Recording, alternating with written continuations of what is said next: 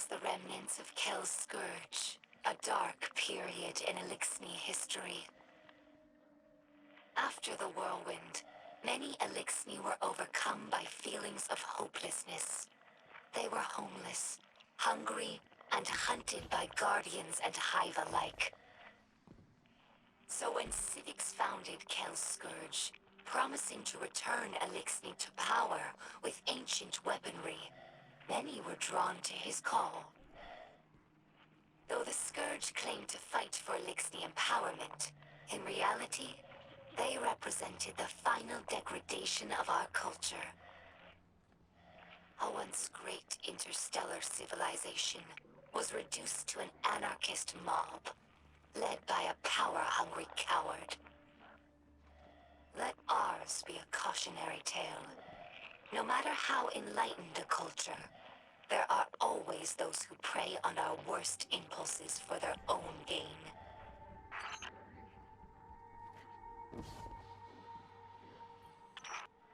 Eliksni houses are more than tribes for sharing work and resources. They also represent living philosophies. In many ways, the House of Light is traditional.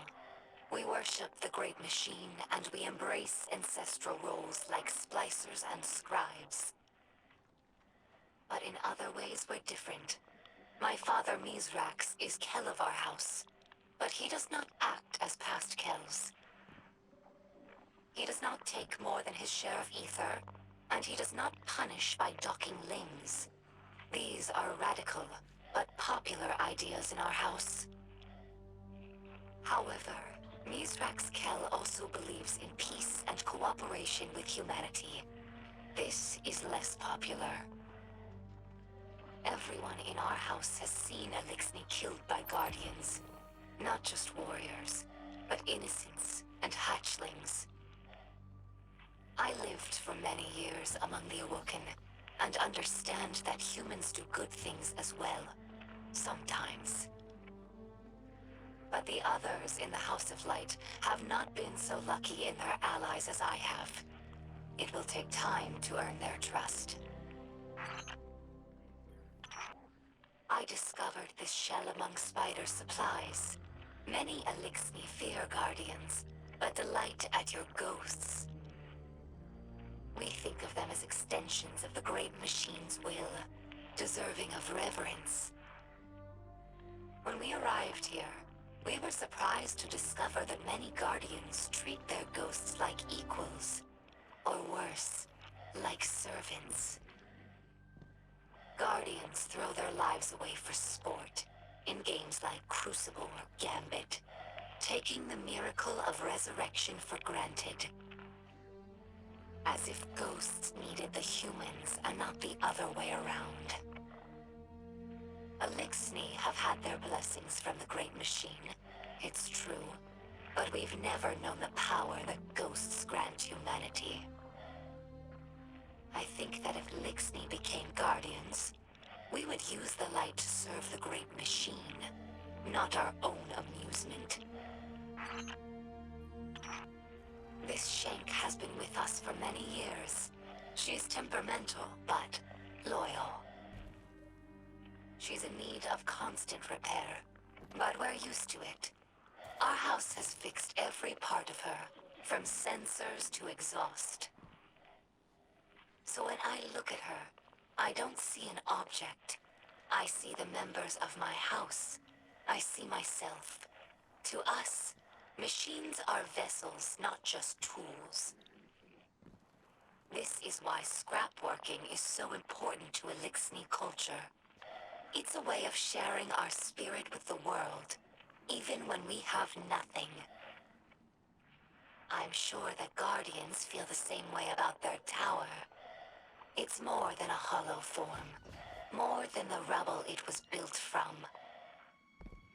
The tower is the keeper of the Vanguard spirit, and you would defend it more fiercely than any other building. Is it not so?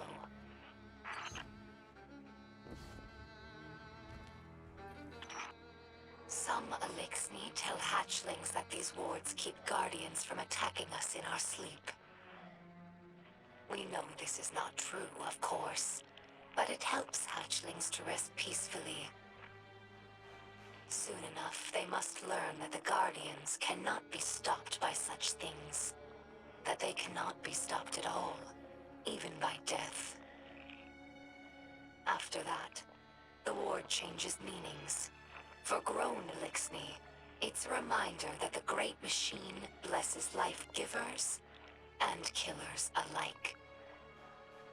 But now that we have seen the Guardians among their own people, taking orders and making awkward small talk, I don't think this tradition will continue in the House of Light. We no longer see Guardians as monsters, just people, frightened and misguided. Humans think of ether as food for Eliksni, a form of sustenance. That's only partially true. Ether also catalyzes physical maturation and promotes molting. In that sense, it's like hormones in human adolescence. In a world of unlimited ether, like Rees before the whirlwind, all Eliksni look like captains. That's our final form. Most Eliksni you see now are underdeveloped. They're forever stunted by ether rationing, which began as a necessity and gradually evolved into a mechanism of social control. Now, ruthless leaders like Spider use the distribution of ether to keep their followers dependent.